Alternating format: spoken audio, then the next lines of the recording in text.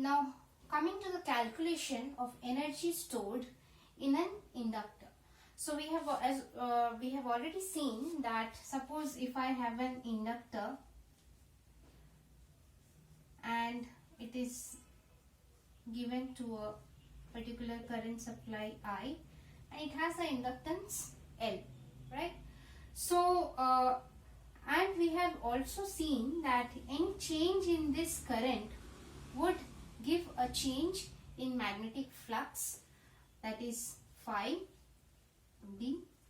So change in current would in turn produce a change in magnetic flux, and this change in magnetic flux would give a EMF which we have called as back EMF, and this back EMF would try to actually stop any further change in current, because from Lenz's law we know that this induced EMF due to the magnetic flux would actually stop, or it would be producing in a direction so that it would stop any more change in the magnetic flux. So if it stops any more change in the magnetic flux, means it stops any more change in the current that is producing the magnetic flux. So this we have already seen when we have talked about the inductors.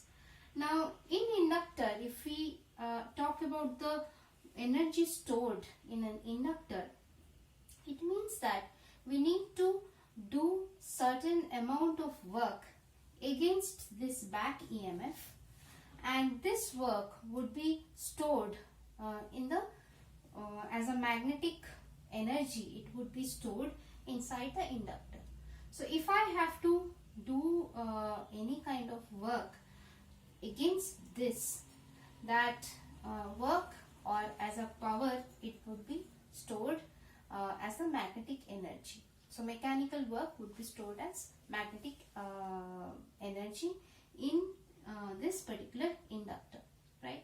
So as we have already calculated, if you remember from motional EMF, and we have also calculated when we have calculated the power or the energy due to the EMF, we have seen that the power is what we call is minus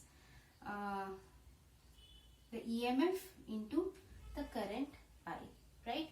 So when we have in particular when we have talked about the current and EMF relation, and then we have talked about the power, current and EMF relation, there we have seen that the power is equal to EMF into I. This power is nothing but the rate of change of work done, right? So this is the work done that is getting stored as the potential magnetic energy inside this. So if I have to calculate the energy stored, I need to know what is the work done that is getting stored here, right? So this is dW by dt. This is the same energy because it is getting stored. Therefore, we use it with a minus sign.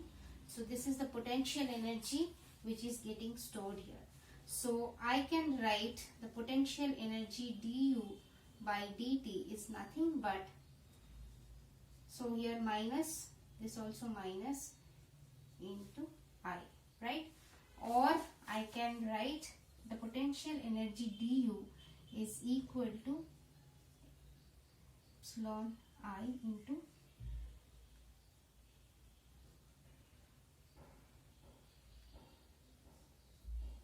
dt, right?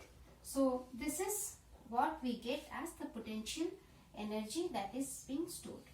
Now just a further calculation, we know this is epsilon, and we know that epsilon for the inductors is L di by dt. This we have already know. So in the case of epsilon, we just substitute this di by dt 2 dt, right? Here one I is also there, this I. So this becomes L I di, right? So this is my du. I'll just write it in this place so that into di, right? So now this is what we got as the potential stored as, or the magnetic potential energy stored in the solenoid. So just further few more steps to get the total and final answer. So what I do, since they are in differentiation form, I need a mathematical calculation here. I would just integrate it, and if I integrate, I get this as u L integration of I di. Integration of I di would give me I square by 2, right? So this is the potential energy that is stored, which is half L I square. So the potential energy that is stored inside an inductor, you see, it depends only on the current that it is coming. So and definitely the inductance of the particular inductor. So this is what is the expression for the energy stored inside an inductor. If you like the video, then press the like button, subscribe to the channel and press the bell icon.